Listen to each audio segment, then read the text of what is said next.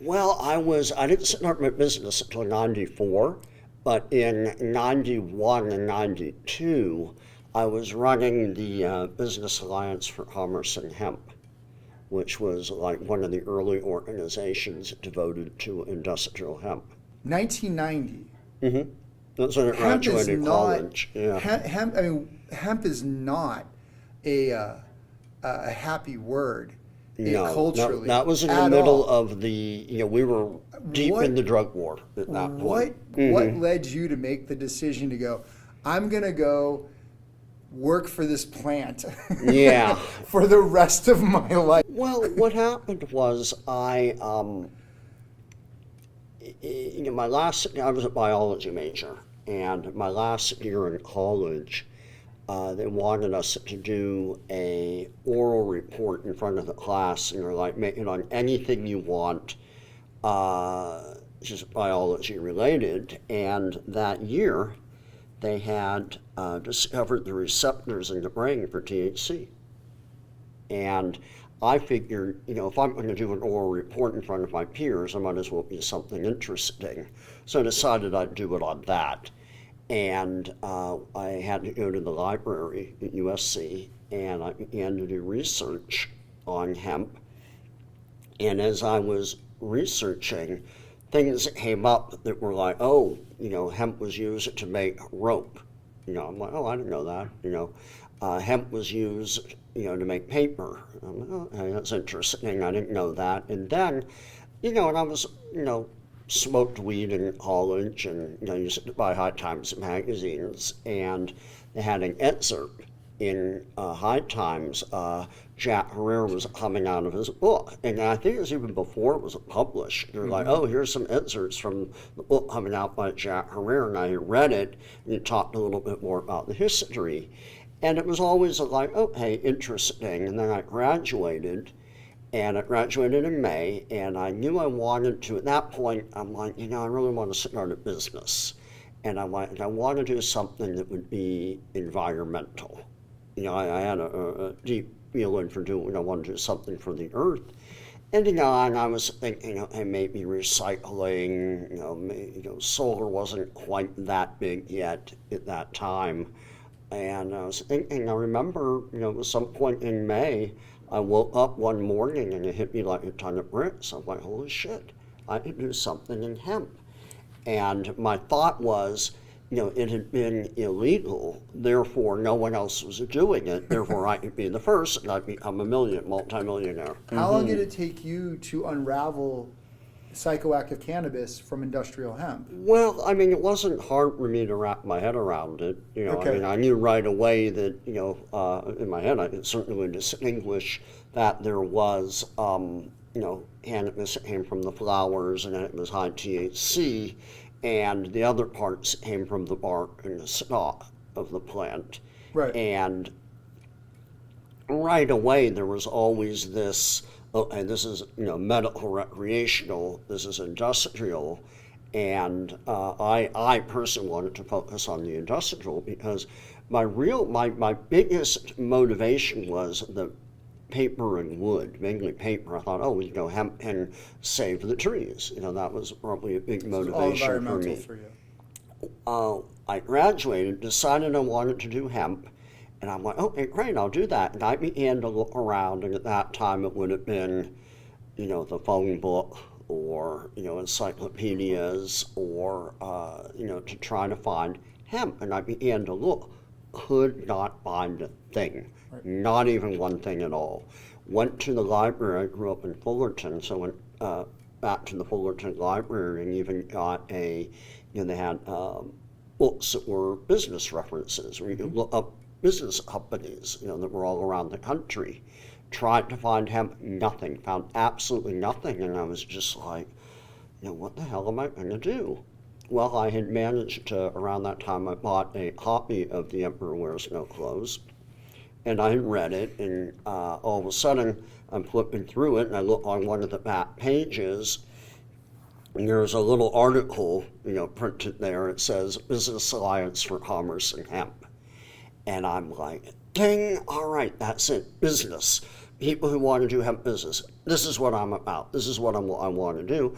And growing up, I never really, while I had smoked weed in college, I was never really a hippie or anything. I was just kind of a regular guy. And in my mind, I'm thinking these are businesses or business people that are involved in hemp. So I call up the number and get on the phone with a fellow by the name of Chris Conrad. I know Chris. You know his name. I know Chris and Conrad. We chatted for a little bit. He says, "Oh, by the way, we're having a meeting. That's Thursday night. We have a once a month meeting for the American Hemp Council, and that's a combination of medical, recreational, and industrial. You should come to this meeting. It's going to be Business Alliance for Commerce and Hemp. People are going to be there." And I remember thinking I was so lucky that out of the entire country, this thing was located in Los Angeles, where I lived. I was like, this is a divine miracle, and this could have been anywhere. And I'm like, I was just out of college. I'd done internships. I had had jobs. I'd done professional things. So, again, my mind business. So I put on a suit and tie, in a briefcase.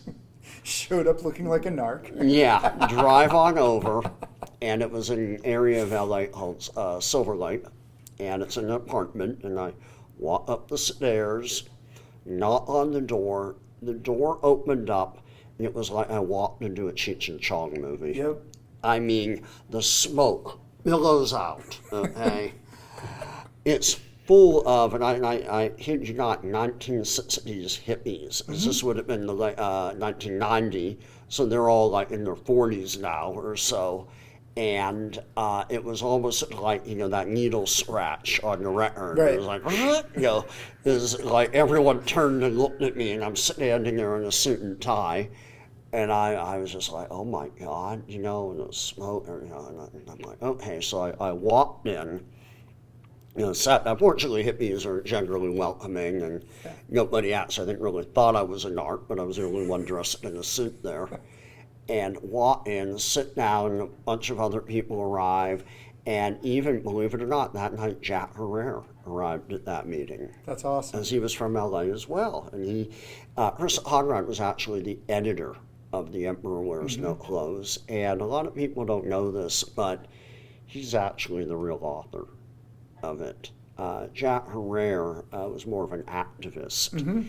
And prior to that moment, prior to that time, the Emperor was just a series of articles and research that he had gathered, papers, newspaper clippings, things that he researched about, and he had met Chris Conrad, and Chris was like, oh, we've got to put this into a book. So on it, he's listed as the editor. What's going on with version 2.0 on products? All right, well, I'm going to back up, because there may have been what I would call a version 1.5, to use your analogy. Yeah, please. Actually, I'd love to hear that. And because what happened is, when I got into it, I figured that we would probably have industrial hemp legalized by the end of the decade.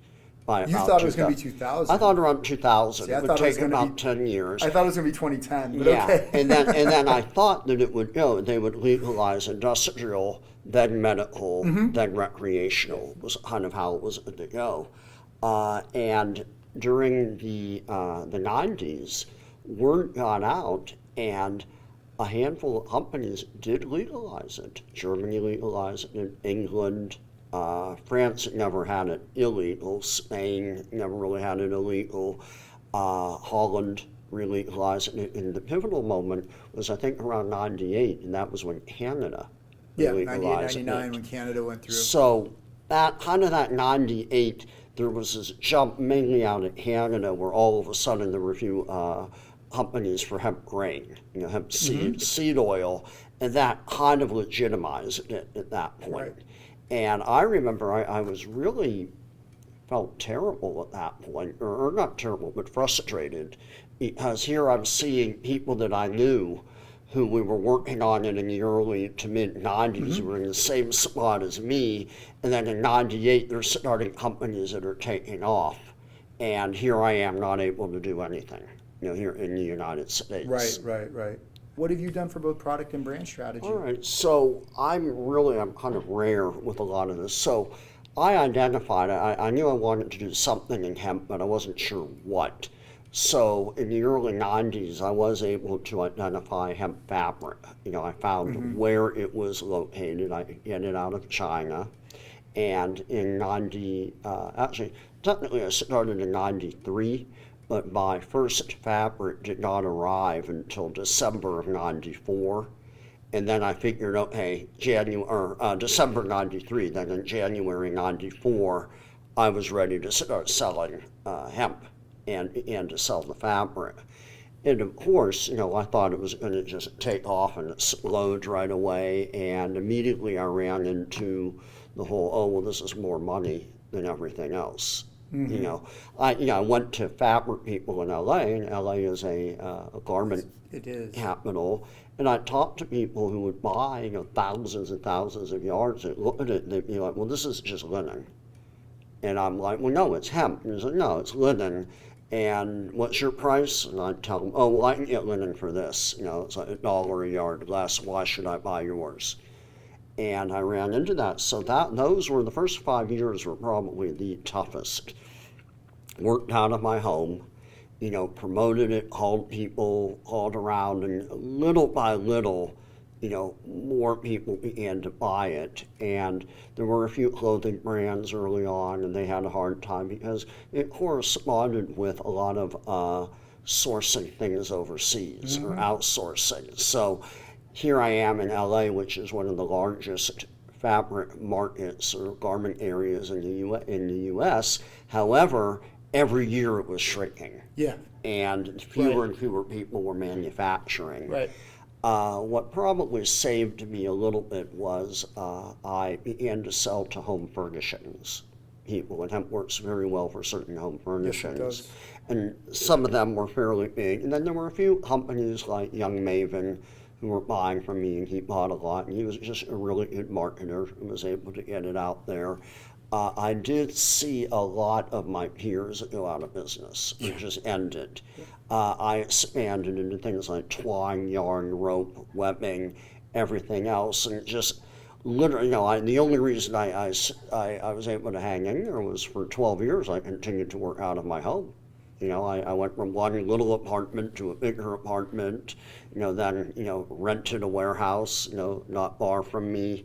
And then it wasn't until about 2007 or 8 that I was actually able to move my whole operation out of my apartment and move the office and warehouse somewhere else. I've been selling the fiber for a while. Since I legalized it in America, I've been selling raw fibers and turned. And what I run into is either your product is too expensive or there's not enough of it around for me to get involved in it. There's a lot of people that are willing to take it because it does work for a lot of different purposes. For example, see the ceiling tiles right here? Yeah. I met a company where he says, oh, we want to substitute. They were using fiberglass to make it. He says, we want to substitute hemp. And I sent him samples. Lo and behold, the fiber worked perfectly for it. Lo and behold, number two, the price was competitive. It was very close to what they were paying. And he's like, this is awesome. He says, I want to get started with this. Let's take it to the next level. We're going to need 100 tons of fiber a month.